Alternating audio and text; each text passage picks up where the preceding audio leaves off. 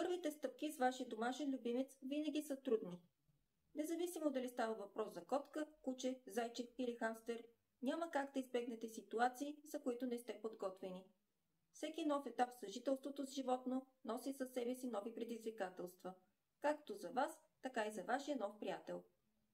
Но не се плашете. Въпреки трудностите, всяка стъпка е изключително важна, а всеки успех, дори и малък, е повод за радост и удовлетворение.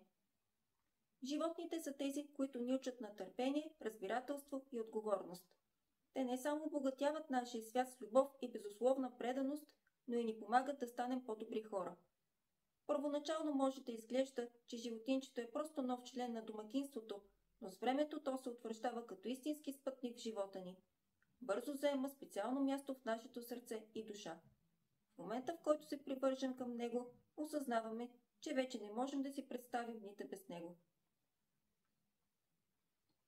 С течение на времето не само, че се грижим за животинчето, но и също така започва да ни учи на нови ценности. Научаваме се да бъдем по-търпеливи, да обръщаме внимание на нуждите на другия и да предоставяме подкрепа без условия. Животните ни дават безценен урок за отговорност и преданост, напомняйки ни, че истинската любов не изисква нищо в замяна, освен внимание и грижа. Когато даваме тези неща, се изправяме пред ново, по-богато възприятие за живота. Развиваме се не само в отношенията си с тях, но и като личности.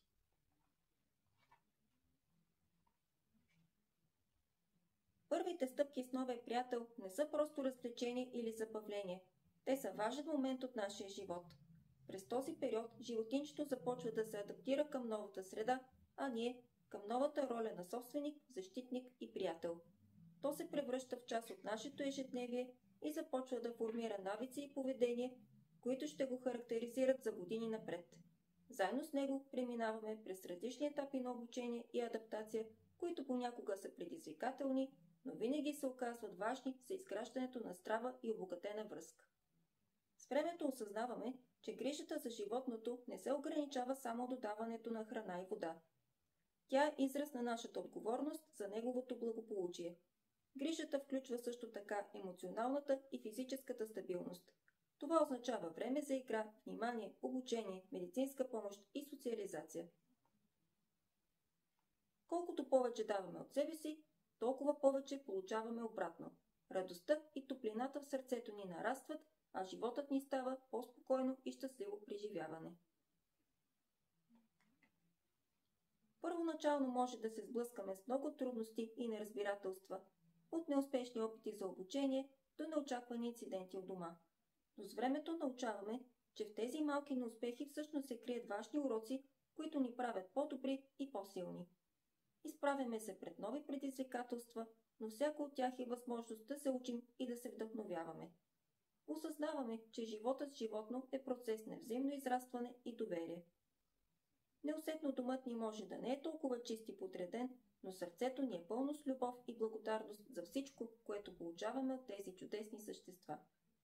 Те ни учат как да бъдем по-любящи и по-отговорни, как да ценим малките неща и да се наслаждаваме на простите моменти от живота. Научаваме се да бъдем по-състрадателни и внимателни, а всеки ден с нашия домашен любимец е урок за безусловната любов, която няма граници. И така, в тези първи стъпки с новия приятел се учим на доверие, съпричастност и търпение. Изправени пред трудности, ние също израстваме и се вдъхновяваме да постигнем повече.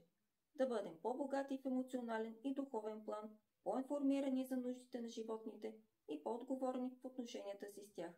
В края на краищата осъзнаваме, че този нов приятел не само обогатява живота ни, но и ни прави по-добри хора.